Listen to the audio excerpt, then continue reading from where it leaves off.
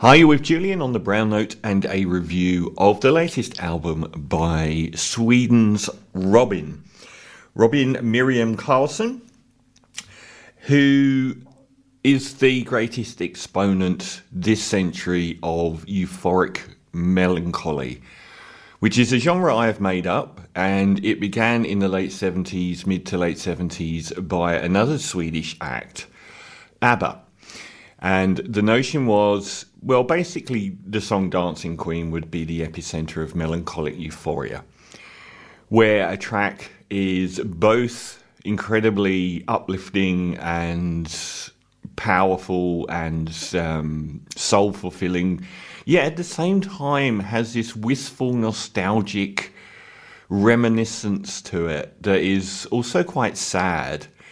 And they were the kings of all time, and the next biggest exponent of it would be the Swedish singer Robyn, who around the start of the 2000s, after having hits in America in the 90s, when she was a pretty different artist, she released a couple of albums back then, before re-emerging not as an American pop artist, but as one of the new vanguard of the alt-pop and electronica that was emerging, what would be a very fertile part of the 2000s.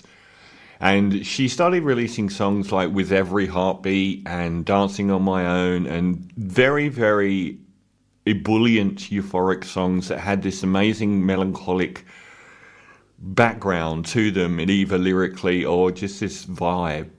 And she had a raft of them. She was undoubtedly the queen of that kind of music, and it all coalesced around the Body Talk album. So Robyn, the album came out in 2005 and had Be Mine, which was one of the first of those real new Robyn songs, and where artists that were involved in her making her music ranged from The Knife to Röyksopp, and people that were probably more on the outlier as far as mainstream pop goes, but we're also forging ahead with this very sleek and sophisticated version of pop music.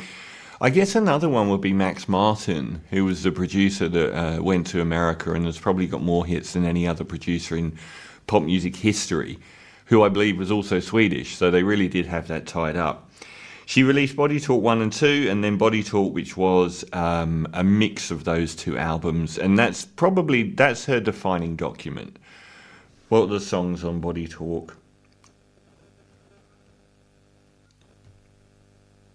So we've got Fembot was quite a big tune, Dancing on My Own, Hang With Me, Call Your Girlfriend, Dancehall Queen, lots and lots of big songs from her. She also did a lot of collab work as well. I think the Every Heartbeat was a collab song.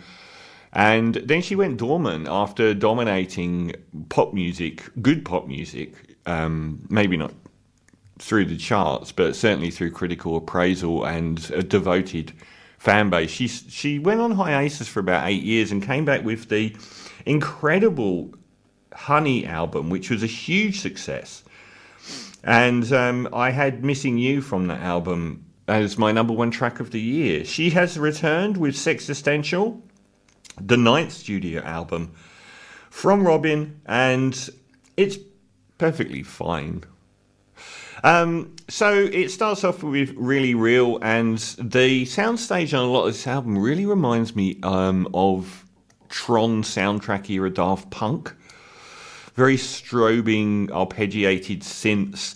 The bass drum on this is, the programmed drumming on it is really outstanding. And I noticed a similar sort of vibe on Röyksopp's music in the mid sort of 2000s, where they sort of did this incredibly, it wasn't headache inducing, but it was incredibly driving and skipping and very interesting drum programming. It's a high point of the album. I wonder if one of those were involved. It's got a really good, strong chorus melody, and embodying the album it's low key.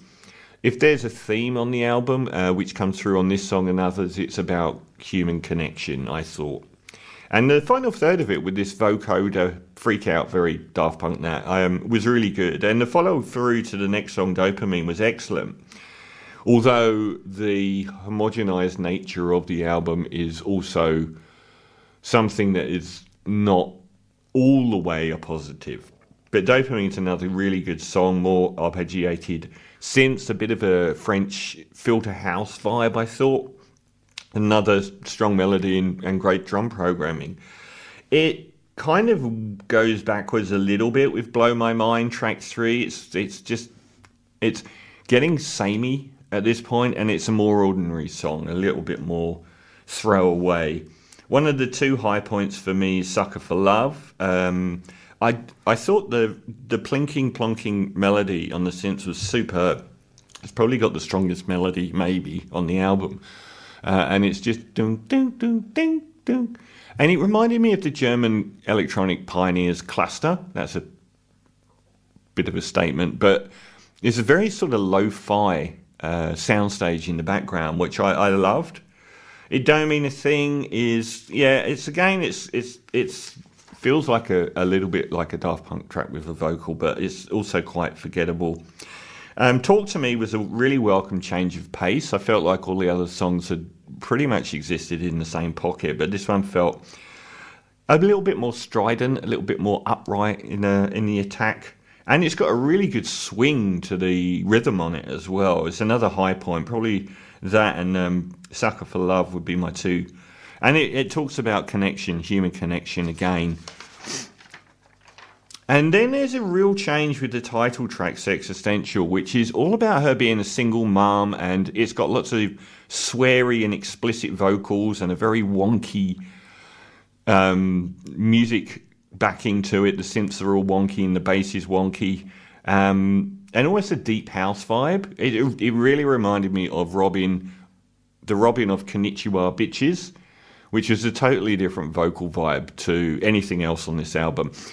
It is a strong track, and it's got the most personality, I think, of any, and it's the most personal of any of the tracks, but it really does stand out. It's like, where did this come from? It's just like this really jarring moment, but one of the strongest tracks on there. Light Up is okay, I think. It's probably got it's one of the only tracks on there that has that Missing You epic feel to it, due to the fact that it's beatless for a lot of it, and she's singing over the synths as they build up. Probably the closest to like the late 90s, early 2000s Robyn as well. And some great drums again. The drum programming, I'd love to know who did it. I could have probably found that out in 10 minutes.